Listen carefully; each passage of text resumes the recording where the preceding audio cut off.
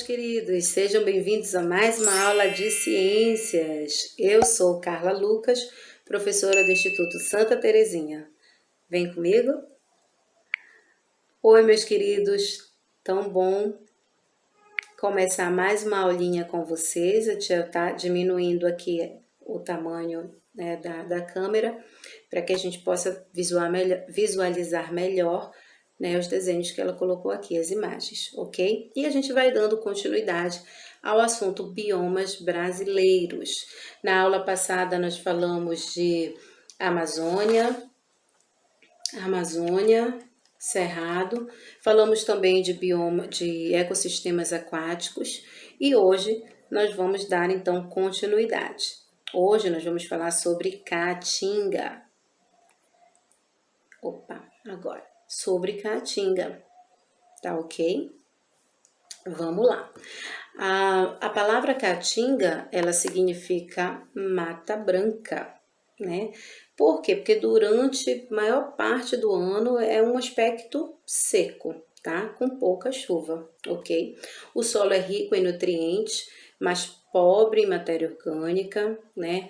O rio de lá, o rio São Francisco, ele é o principal da Caatinga porque ele fornece água durante o ano todo, tá? A vegetação ela é predominantemente arbustiva e as plantas apresentam várias adaptações para viverem no ambiente seco. Como? Qual delas? Elas apresentam espinhos, né?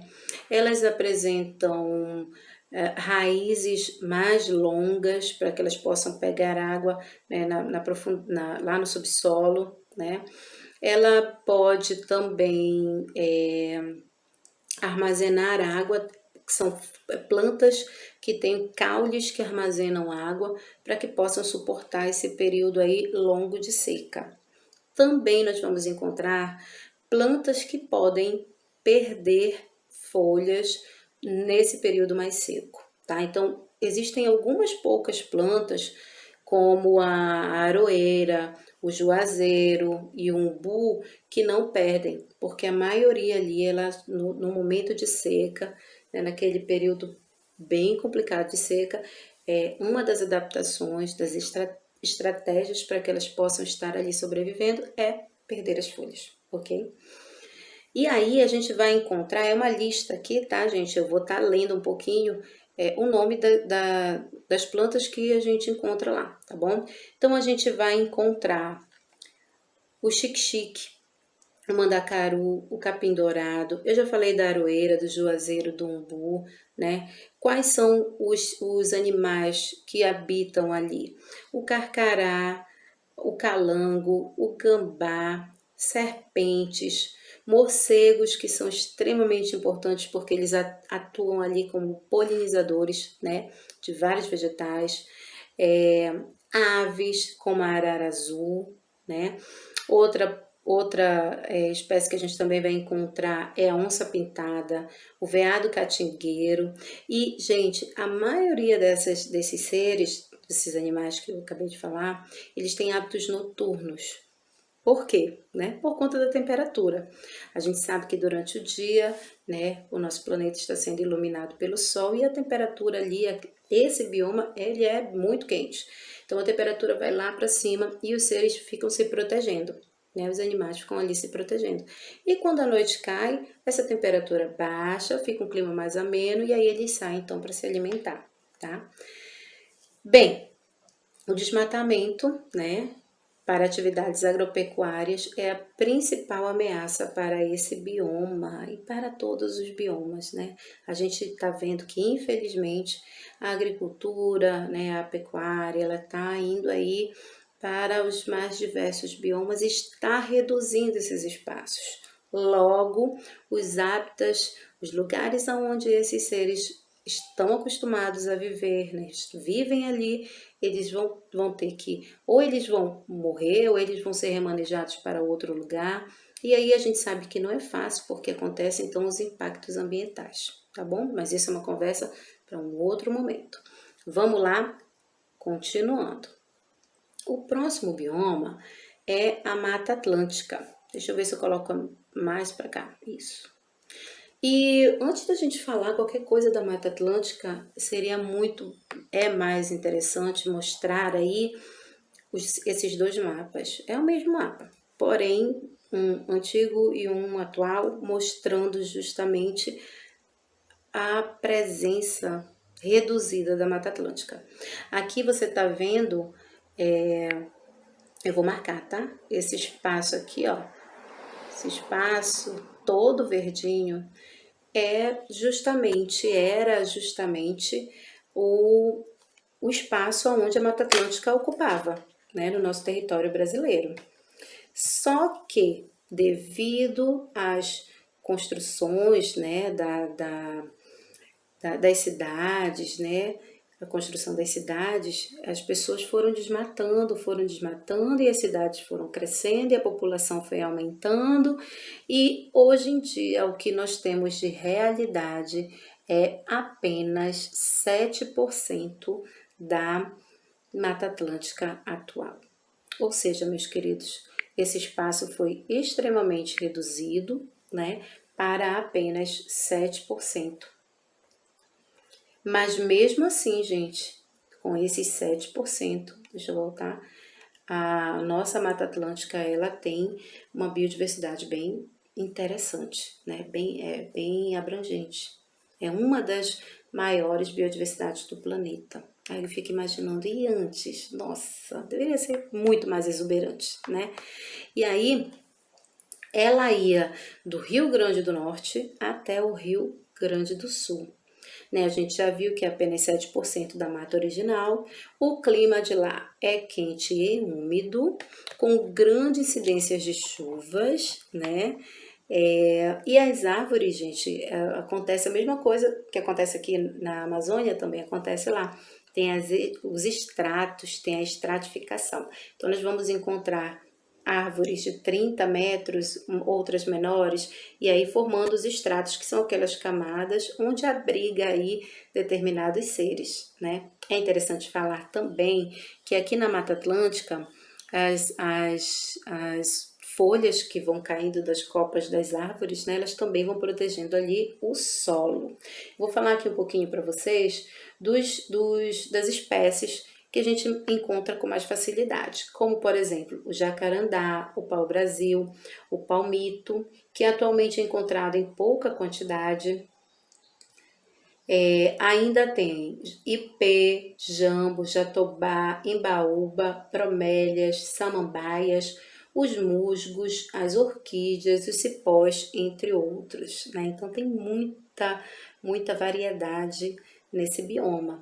Já nos animais, nós vamos encontrar o cachorro vinagre, a paca, o mico-leão dourado, vários tipos de morcego, répteis, anfíbios e aves, e muitos deles, infelizmente, estão ameaçados aí de extinção, né?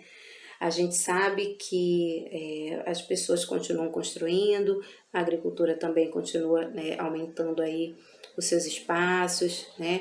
E todo o conjunto, né, dessas medidas aí, elas vão resultar justamente nisso, nessa diminuição aí de áreas que são importantes para esses seres vivos que moram, que habitam ali naquele bioma. É interessante também falar que a Mata Atlântica se estende por planícies e montanhas, tá?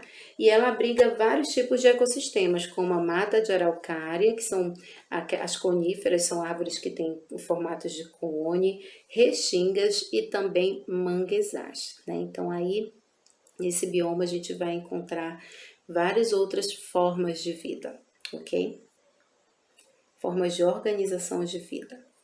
Aí a gente vai então pular para o Pantanal, né? Aqui no Pantanal, ele vai então do Mato Grosso até o Mato Grosso do Sul. Ele compreende regiões que são constantemente inundadas pelas águas dos rios. O solo é pouco permeável, favorece então a ocorrência de inundações anuais, formando as baías, né, que são essas lagoas pantaneiras. Essas baías elas vão se misturar aos rios tortuosos, aos campos alagadiços, às matas ciliares, né, compondo aí diferentes hábitats pantaneiros, tá? Esse bioma, ele abriga uma das mais ricas biodiversidades de áreas úmidas do mundo, tá, gente? Mas sua cobertura vegetal vem sendo ameaçada, de novo, olha lá, pela pecuária e agricultura. Infelizmente, né, está se alastrando aí. Mas a gente vê um bioma muito interessante, muito rico, né, que a gente tem que trabalhar para preservar e proteger, ok? Vamos então para o nosso último bioma, né, dessa nossa aula, e ele também é extremamente importante. Nós vamos para Pampa, também conhecido como Campos Sulinos. Campos Sulinos é um tipo de campo que ocupa a parte do Rio Grande do Sul. Sua paisagem é constituída em sua maioria, de extensas planícies, tá? E a sua vegetação é rasteira, principalmente formada por gramíneas e arbustos. Aqui, gente, o clima, ele é chuvoso e tem temperaturas bem baixas no inverno, tá? Sua vegetação é rasteira e o solo é geralmente fértil, fazendo com que o olho lá na agricultura, né, abra, né, para que ele seja utilizado para outros fins, infelizmente. Vou só falar aqui mais um pouquinho das espécies que são encontradas nesse bioma. Então, ele abriga, na verdade, muitas espécies de insetos que atraem inúmeros pássaros, como o quero-quero, o jacu e o João de Barro. Também vamos encontrar mamíferos, répteis e anfíbios. Ou seja, ele, né, tem uma gama aí de biodiversidade bem interessante, né? Os seres estão extremamente adaptados para viver aí, e por ter um solo fértil, a gente também encontra aí essa ameaça, né, da pecuária e da agricultura que estão aí rondando esse bioma. Ok, crianças? Bem, na aula passada eu não deixei atividade para deixar nesta, então eu vou procurar aqui, página 16, na página 16 você tem essa atividade que você está vendo aqui, tá? E eu quero que vocês façam, que vocês respondam, que na próxima aula eu vou estar passando o gabarito para vocês, ok? Espero que vocês tenham gostado da aula e até a próxima!